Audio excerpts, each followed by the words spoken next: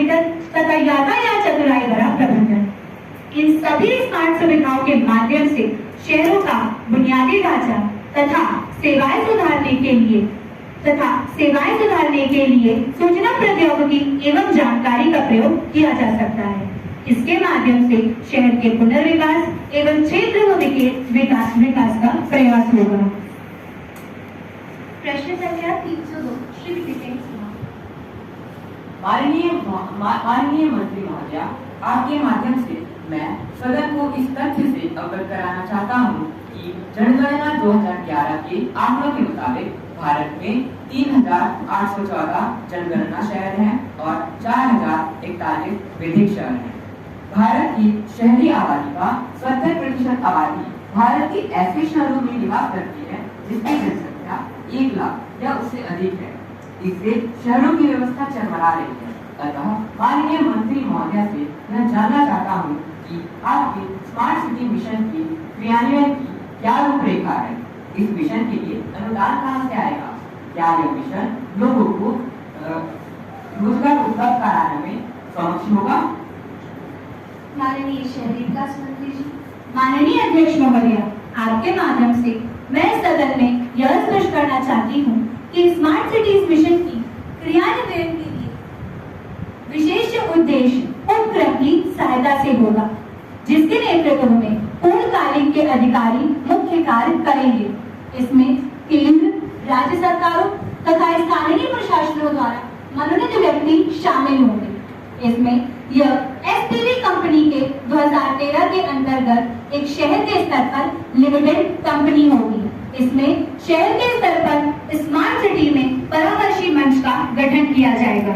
इसमें जिलाधिकारी, सांसद, महापौर, एसटीवी कंपनी के सीईओ, स्थानीय युवा तथा स्थानीय नागरिक शामिल होंगे।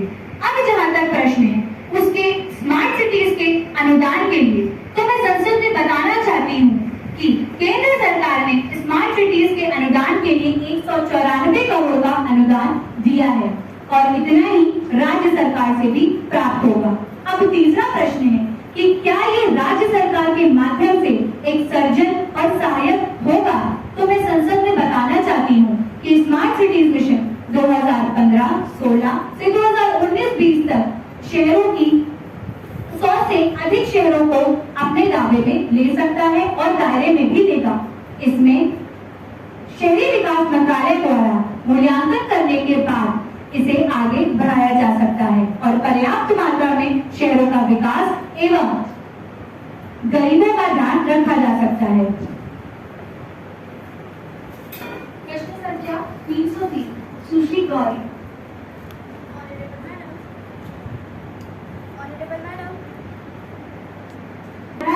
May I know from our respected Defence Minister as what steps and initiatives are being contemplated to put an the serial fire on the Indo-Pak border recently in Hagda Forest in Kupwara district?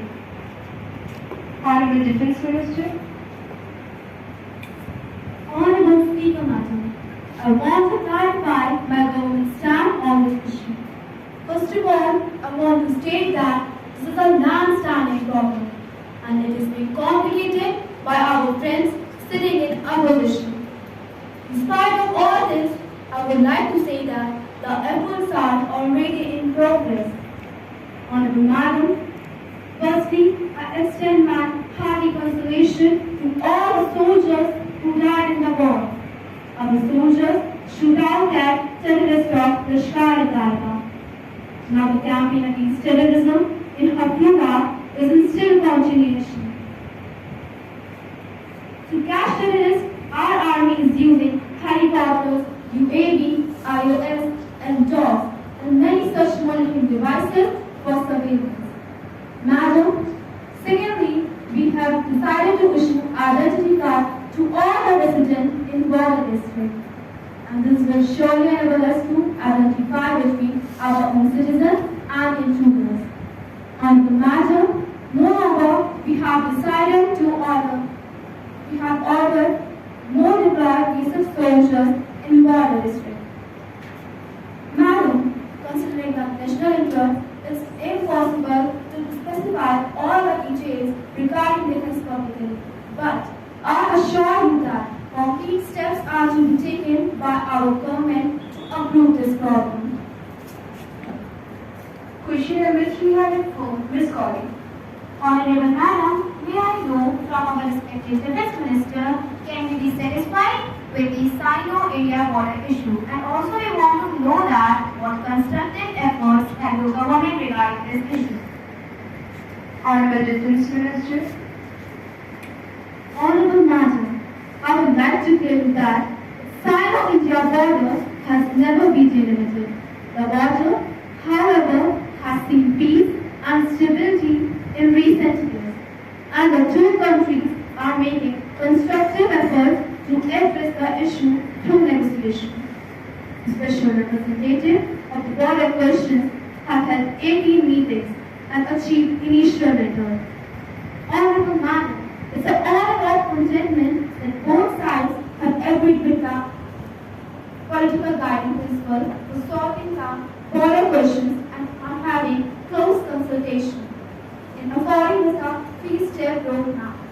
Honorable Madam, both countries have made significant progress controlling dispute and jointly maintaining the peace. Madam, I'm sure India and China will one day resolve their problem with their oriental wisdom. प्रश्न संख्या 305, सुश्री गौर साक्षी। माननीय अध्यक्ष महोदया, आपके माध्यम से मैं सदन को यह बताना चाहती हूँ कि आजादी के बाद देश के संविधान में धर्म, वंश, जाति, लिंग आदि के आधार पर भेदभाव का निषेध कर दिया गया है और सभी नागरिकों को स्वतंत्रता तथा समानता का आधार प्रदान किया गया है। किंतु सामाजिक न्याय और समानता के स्थान पर आज एक नए प्रकार की सामाजिक विषमता और असमानता पैदा हो गई है। यही कारण है आज भारत के दो चेहरे दिखाई देते हैं। एक चेहरा रिच इंडिया का है तो दूसरा चेहरा वंचित भारत का है, जहां एक ओर भारत के एक वर्ग ने आर्थिक उदारीकरण, तकनीकी विकास और नीतिगत परिवर्तनों का भरपूर लाभ उठाया, वहीं दूसरी ओर एक बड़ा वर्ग इन अवसरों को एक मूक दर्शक की भांति देख रहा है। अतः मैं जनजाति मामले के मंत्री महोदय से यह जानना चाहती हूँ कि क्या सरकार के पास ऐसे वंचितों अर्थात जनजातियों के विकास के लिए कोई मुख्य योजना है? मंत्री महोदय इस संदर्भ में अपना रुख स्पष्ट करें। माननीय जनजाति मामले के मंत्री जी।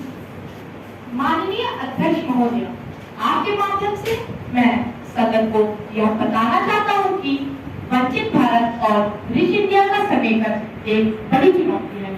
हमारी सरकार ने इस चुनौती को स्वीकार किया है और समावेशी विकास की प्रक्रिया को अपनाया है। हमारी सरकार का नारा है सबका साथ सबका विश्वास।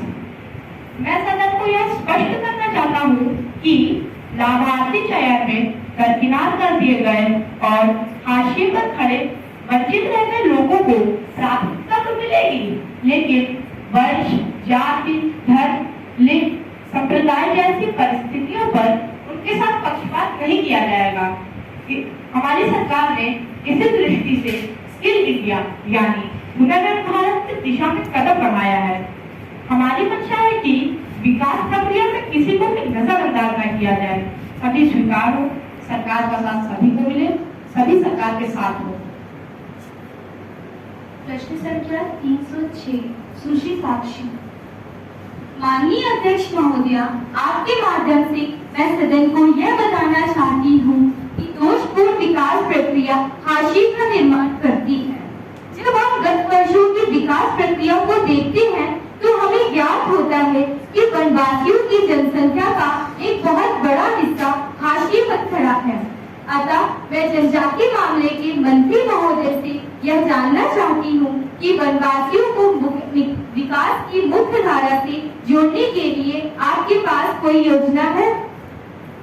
माननीय जनजाति मामले के मंत्री जी। माननीय अध्यक्ष महोदय, आपके माध्यम से मैं इस सदन को यह बताना चाहता हूँ कि हमारी सरकार की नीतियों, योजनाओं और कार्यक्रमों से भविष्य की मंशा स्पष्ट होती है। बात पर है कि वनवासियों को मुख्य धारा का हिस्सा कैसे बनाया जाए। वनवासी